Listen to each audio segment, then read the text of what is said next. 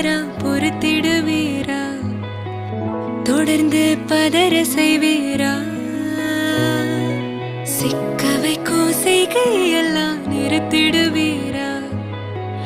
மனசு இயங்கல சீரா? தாசா கிட்ட நெருங்குற லேசா, நான் ஒருங்குற தூசா, எட்ட போயிடுறா வெரசா வெரசா. தாசா இது என்ன புதுசா, வெக்கம் ஆச்சு சிறுசா, கொஞ்சம் பார்த்து தொடு